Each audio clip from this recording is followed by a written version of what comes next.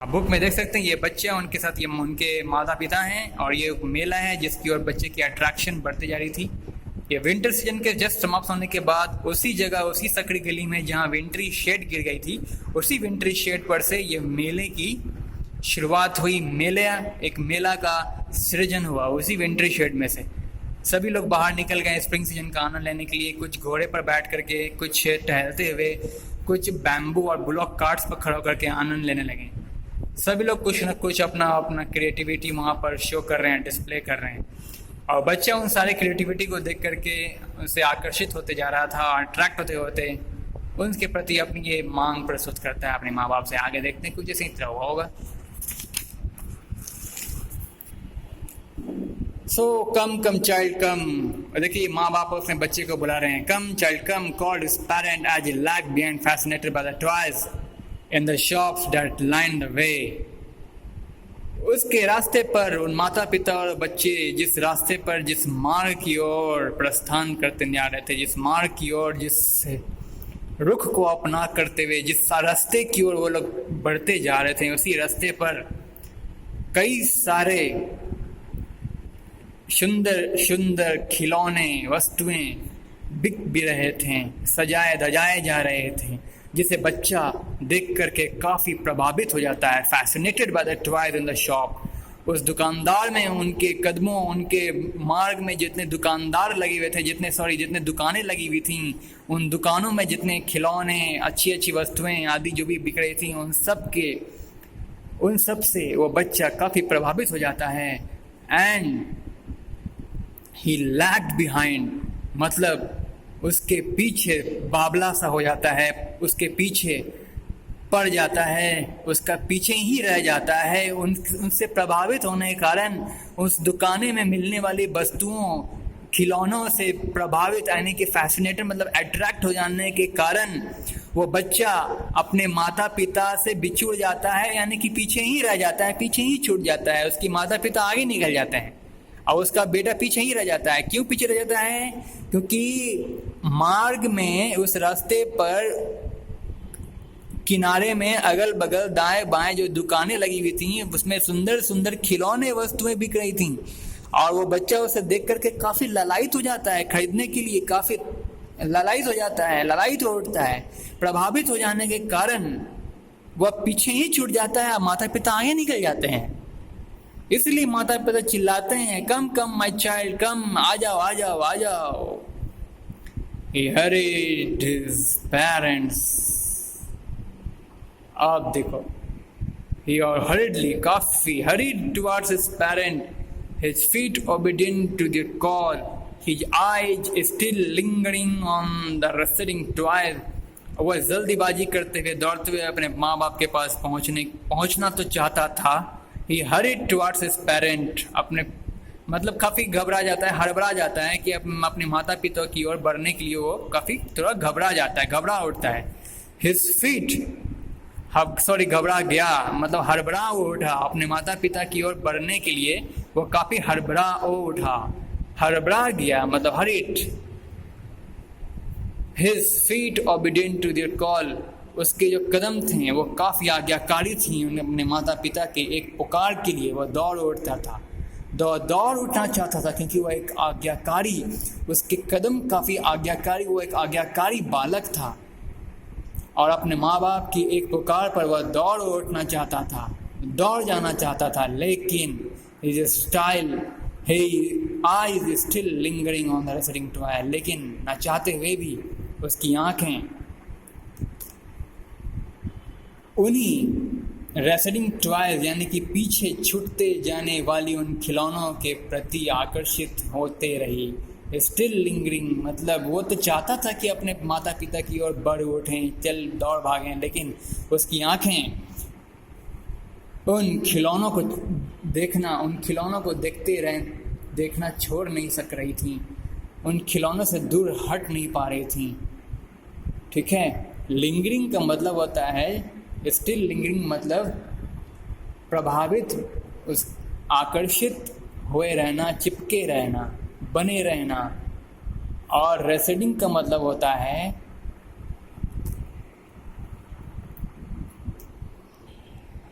ये देखिए आप, मैं लिख के रखा हूँ लिंगिंग।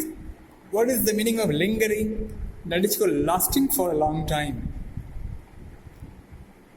जो दृश्य लंबे समय तक आपकी आंखों में आप उसे बनाए रखते हो, दैट इज कॉल्ड लिंगरिंग।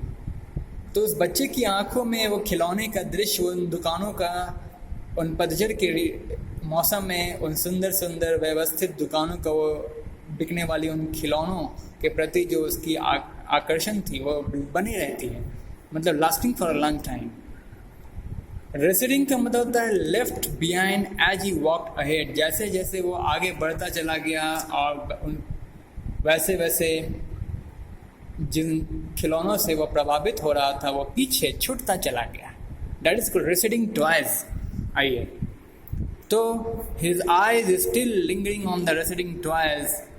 ठीक है, वो अपने माता पिता की ओर बढ़ना शुरू कर दिया, लेकिन वह मुड़ करके पलट करके उन खिलौनों से चिपका हुआ रहा। उसकी आंखें खिलौनों पर टकटकी लगाकर देखती ही रही। ठीक है, as he came to where they had stopped to wait for him, as he came to where they had stopped to wait for him, he could not suppress the desire of his heart, even though he well knew the old cold stare of refusal in their eyes. Okay. जहाँ उनके माता पिता ने पहुँच कर रुकने को, ठहरने को कहा, वहाँ पहुँचते ही he could not suppress the desire of his heart. वो अपने दिल की इच्छा को दबा ना सका, दबा नहीं पा रहा था, ये जानने के बावजूद कि यद्यपि वो ये जान रहा था कि उसके माता पिता की अनइमोशनलेस रेफ्यूजल, अनइमोशनलेस रेफ्यूजल है उनकी आंखों में, उनके माता पिता की आंखों में। वो जानता था कि उनके माता पिता जो थे वो रिफ्यूज करेंगे, मतलब उसका विरोध करेंगे कि नहीं, उन चीज़ों को मैं तुम्हें खरीद कर नहीं देने वाला हूँ। वो जानता था वो बच्चा कि मेरे माँ बाप मुझे खरीद कर ये सब चीज़ें, वस्तुएं मुझे खरीद कर नहीं देने वाले हैं। वो मेरे प्रति कोई इमोशन, कोई सेंटिमेंट नहीं रखने वाले हैं। वो मेरे दिल की इच्छा के प्रति, इन समान वस्तु को खरीदने के लिए अपने मेरे दिल में जो तमन्ना है, इच्छा है, ख्वाहिशें हैं, उसके प्रति मेरे माता पिता कोई भी सेंटिमेंट्स, इमोशंस नहीं अपनी आंखों में सजोए रखे होंगे। ये वो जानता था। फिर भी वो अपने दिल से उन खिलौनों के प्रति इच्छा को निकाल फेंक नहीं पा रहा था, दबा नहीं पा रहा था। Even though he well knew, वो बढ़िया से जानता था इस बात को कि अपने माता पिता के वो पुराने, कोल्ड का मतलब होता है इमोशनलेस, जिसमें कोई सेंटिमेंट ना हो, जिन दृश्यों में, स्टेयर का मतलब होता है टकटकी, यानी कि उनकी आंखों का एक दृश्य होता है, ये दृश्य का वर्ड है stare, cold stare of refusal in their eyes. मतलब रिफ्यूजल करना यानी कि विरोध करना, यानी कि deny, to deny the desire of his children, of the children, to deny the desire of their child coldly, not boldly but coldly। एक होता है आंखों में संवेदनशीलता भरी हुई है, इमोशन, संवेदना, काफ़ी सेंटिमेंट भरा हुआ है, उसे कहते हैं that is not a cold. वो कोल्ड नहीं होगा। कोल्ड का मतलब होता है कि आप बिल्कुल, आप में कोई टेम्परामेंट नहीं है, आपकी टेम्परेचर डाउन है, आपकी स्वभाव, आपका जो प्रकृति है वो बिल्कुल शांत है, आप बिल्कुल स्थिर हो, ना आवेश, ना उद्विग्नता, ना ही उतावलेपन, और ना ही किसी भी प्रकार का फीलिंग्स, जैसे कि इमोशन हो गया, सैड हो गया, सैडनेस, इमोशंस, डिज़ायर्स, ये किसी भी तरह के जो भी सेंटिमेंट्स होते हैं उससे आप प्रभावित अगर नहीं हो रहे हैं तो आपको कोल्ड, आपकी दृश्य में, आपकी आंखों में एक कोल्ड स्टेयर होता है, that is called cold stare, उसे कहते हैं कोल्ड स्टेयर। तो उसके माँ बाप भी अपने बच्चे को साफ इनकार कर रहे थे उन खिलौनों को खरीदने के प्रति, refusal to means deny, to इनकार करना। तो इनकार करने का उनके माता पिता की आंखों में खिलौनों को खरीदने से साफ इनकार करने का एक कोल्ड स्टेयर था उनकी आंखों में इनकार का एक कोल्ड स्टेयर था। आप समझ गए? मतलब उनके माँ बाप की आंखों में इनकार जताने का एक कोल्ड स्टेयर था, और उस कोल्ड स्टेयर को वो बच्चा भली भांति जानता था कि कोल्ड स्टेयर, समझ गए? मतलब कोल्ड का मतलब हो गया इमोशनलेस, एक दृश्य, इमोशनलेस